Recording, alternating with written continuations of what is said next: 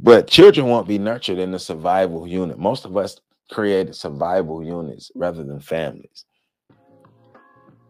Most of us, you had two people who came together who were surviving and they created children. They created survival units, not families. Families offer protection and provision and nurturing so the children become the best that they can be. Survival units are just that. We're going to be what we're going to be. And so she also goes on to talk about black men being labeled as sex machines. The myth of black male sexuality, the myth of the black man who can't control himself, right? But she's also talking about it from a historical standpoint, a psychological standpoint, right? And more also an epigenetic standpoint. Breeding farms. At one point during the slavery process, black men were used as breeders. Black men and black women were breeders. And so you had an abundance of black men who were just breeding. Sex, and she also talks about sex being the one area that black men can dominate white men because of the genetic material that we possess that can wipe them out. So why not dominate that area too?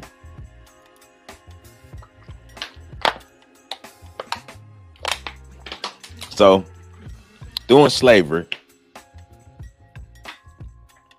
you take control of the breeding process. You make black men breeders. You over-sexualize sex. Think about what I just said. You over-sexualize sex. So you turn black men into breeders. Generation after generation after generation of black men being breeders. And then black male sexuality being demonized in public, and the idea of and the propaganda being put out too of black men being sexually deviant, having no sexual control.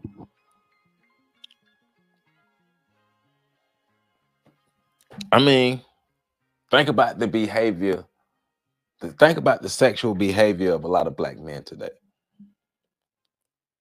We take pride in dominating sexually.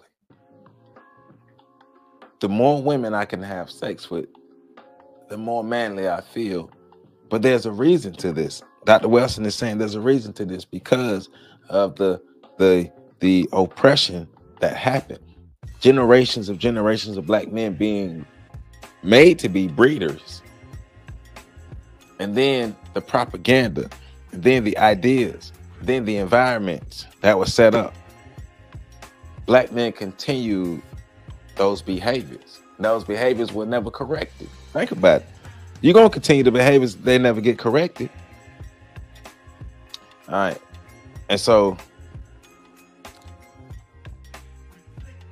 the legacy of the breeders, because remember, the breeders didn't just affect the black men, but she started off talking about the black men. But the breeders didn't just affect the black men, it affected the black women too. So she's talking about in 1974, 34% of black families were headed by females compared to 10% of white families. And she's talking about in 1974, 34% of black families were headed by females. Now it's like 70% in 2023. 70% of black families are single mother families, single mother households, right? The breeder mindset, the breeder mentality, the breeder behavior, the breeder culture. And remember, that was also reinforced by the post-Reconstruction stuff and everything that happened with the government in 1965 when basically the black man and the black woman were split up. Black women were offered incentives to give up their men. Some did, a lot did. But there was further talking about the alienation. Let's talk about the alienation between the black man and the black woman that was imposed by the system of white anti-blackness. It's intentional. Black men and black women not liking each other, not being together was intentional. People, let's stop falling for the traps. It was intentional. They want us to not like each other. They want us to just be out here all willy-nilly, just making babies and not having families. It makes us weaker. It makes us less of a threat. You notice how they ain't really been riding on us in the 2000s like they did in the past in the 1900s? Because we're doing it to ourselves. The system is working, it's sticking, the program is sticking, it's working.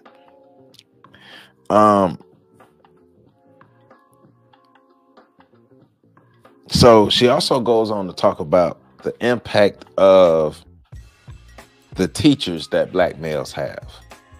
And she said 98% of the black male children that she talked with, by the time they reached junior high, they hated school. I was one of those. I didn't talk to her, but I was one of those children who hated school by the time I got to middle school. It was a white teacher who messed it up for me. And then it was reinforced by some black teachers that I had who just were not the best teachers. The alienation between black men and black women. So black children, black males specifically, black males are, especially if they come from an environment where the mother and the father don't get along. So don't let the black male child, this is according to Dr. Wilson, don't let the black male child look like his father. Oh, he gonna get it. He's gonna get it. He's not gonna get the proper love that he needs from his mother because he reminds her so much of the man she hates. So he's getting the alienation at home from his mother. And then he goes to school and he can either be alienated by the white women, by the white teachers who just don't understand him, who's probably the majority of his teacher, or be alienated by the black female teachers who also see black male students as an enemy, who also have this thing for black men. And she's not saying all teachers, but could be a number of teachers who have this thing, black female teachers who have this thing for black male students. And the alienation ensues. It further happens at school because the relationship between the black female teachers and the black male students is not a good relationship. And therefore, he's not able to properly learn in this environment, and she's not properly able to teach in this environment. But Dr. Wilson is saying these are all symptoms of the system of white anti-blackness.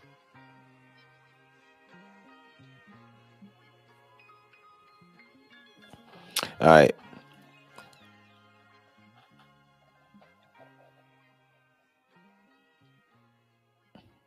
So, because of this alienation, Dr. Wilson is saying some black males go on to see that, maybe it's easier for me to be a woman than it is for me to be a man because I'm catching hell being a man. Everybody hates me because I'm a man. Being a black man, everybody hates black men. Everybody's mad at black men. So why would I be a black man? Why would I catch all this flack? On one hand, white people are afraid of me. And the black women, they're mad at me because I'm a black man. Why would I be a black man? You know what? I'm gonna make life easier and express myself as a woman. I'm gonna live an alternative lifestyle. The system of white supremacy is deep. It turns us against each other. It dehumanizes us, it degrades us, it abuses us, turns us against each other, have us dehumanize, degrade, and abuse each other. And the outcomes of that is alternative lifestyles. Alternative lifestyles that don't lead to the protection that we need from white supremacy. Because the people who engage in alternative lifestyles have submitted to the system of white supremacy. That's what Dr. Wilson is saying. And the television don't help. Television further gives programming. The television further gives images of weak black men. TV shows that she cites are the Flip Wilson show, with Flip Wilson presenting himself as Geraldine, and she's saying, in Flip Wilson day, and at the height of his success, he was the highest paid black male or black person on TV. But one of the things that Flip Wilson had to do, one of his characters, and one of the things that really helped him rise to the prominence and really helped white people like him, was his character Geraldine. And Geraldine and Flip Wilson probably was the first black man, or one of the first black men you've seen on TV in a dress, because we all know about the black men in the dress controversy, right? So Flip Wilson was one of the first, if not the first, and his character Geraldine would show submission. Also, she cites Good Times, where James Evans is a black man who's trying to make, but eventually becomes defeated, and he's married to a strong black woman who basically is opposing him, and her solace is a white Jesus. So she also goes into talking about the further demasculation or effeminization of men, the further degrading of black maleness, of strong black men, the elimination, even the images of strong black men. Strong black men are a threat to white. Let's just put that out there. Strong black men are a threat to whites. Will oppose the system. So, using the television, using entertainment, you continue to see in public black men being reprimanded for taking a stance against white supremacy. See those black men being reprimanded.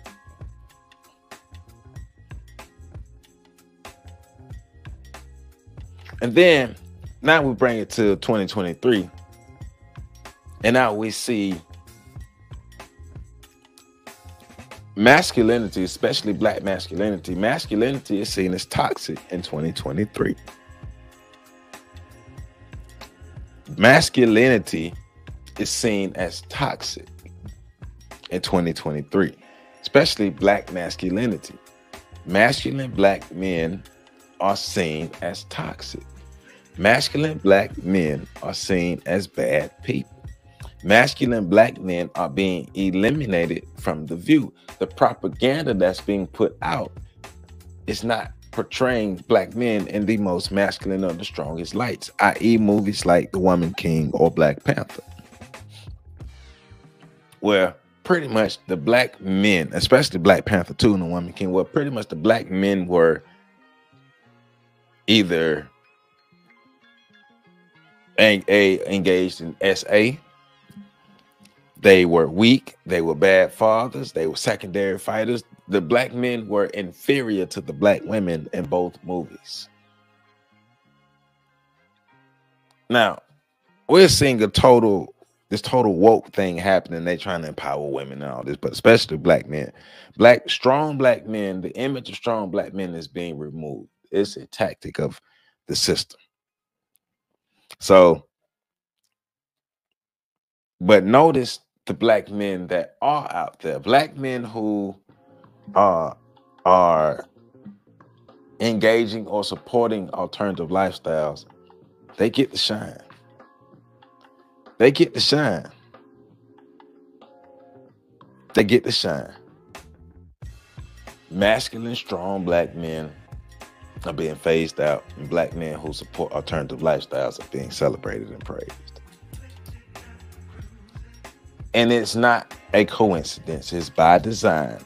Dr. Wilson is telling you that it's by design. You got to understand the system. If you don't understand the system, everything else you try to understand will only confuse you. And Dr. Wilson be dropping them dimes on us. She dropped gems on us. All right, so let's move forward. So let's tackle chapter 7. For the time I have left, I don't have a lot of time. So chapter 7, she said, and I got my notes here. So what Freud was really talking about, the concept of penis envy. Um,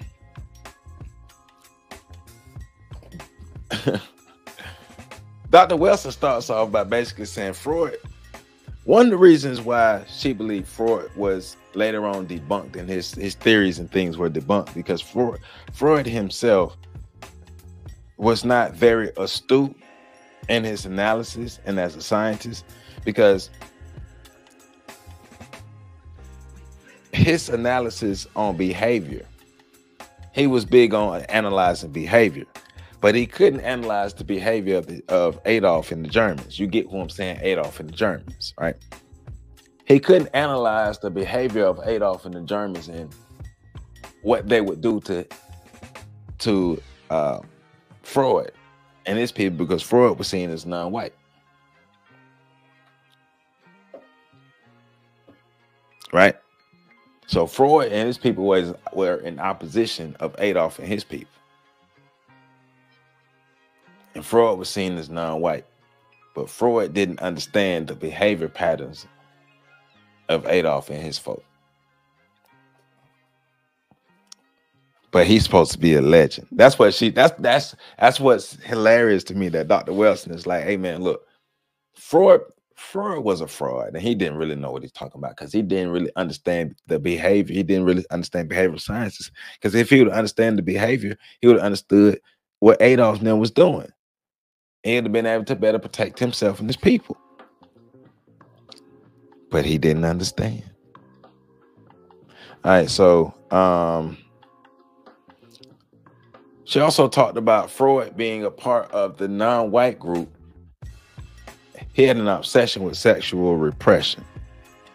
And she believes that his obsession with sexual oppression stemmed upon him being a part of the group of non-white people who are oppressed by white people, i.e. the same thing that would happen to black people who have the symptoms of being victims of the system of the system.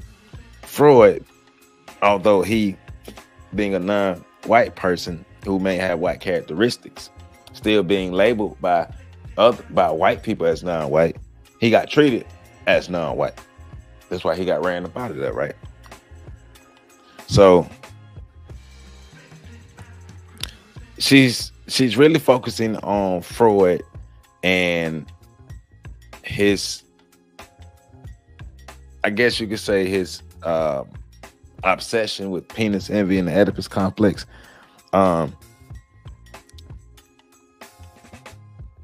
So white people, or even white women developing the idea or the complex of penis envy, once again, comes out of the oppression that they felt or the oppression that they experienced from white men. And because of this oppression, they are expressing themselves in a way that they feel can make them powerful, because they want the power too. I've always told people a long time, white women want power too. These white women movements ain't just about equality, they're about power. But she also goes on to talk about the most powerful penis out here is the black male penis, because the black male penis has the greatest potential of white genetic annihilation. Because that's the root of all of this, is the fear and the prevention of white genetic annihilation, right? But because of this, the overall system, because some white people fall victim to the system, but not the same way black people do, right? White fear led to white men understanding that they could dominate in all other areas except the genetic area, so they oppress the white women, and the white women therefore responding to that in their liberation movement, but white women engaging in alternative lifestyles, but developing masculine behaviors. And developing these masculine behaviors, they feel as if, hey, I have the power because I too have a penis. But also take it further, white women who engage in sexual activity with black men who, hey, I now have the real penis. I now have the most powerful penis on earth, the black penis. You white man, you don't have that. So you white man, you are inferior, because white men and white women are tussling over power. They are tussling over power. White women want the power. White women have been by white men's side and gaining the power that they have. And white women want their cut. They want their power, and they no longer want the oppression. They want their cut, they want their power, and they no longer want the oppression. Because that overall and ingrained fear of white genetic survival.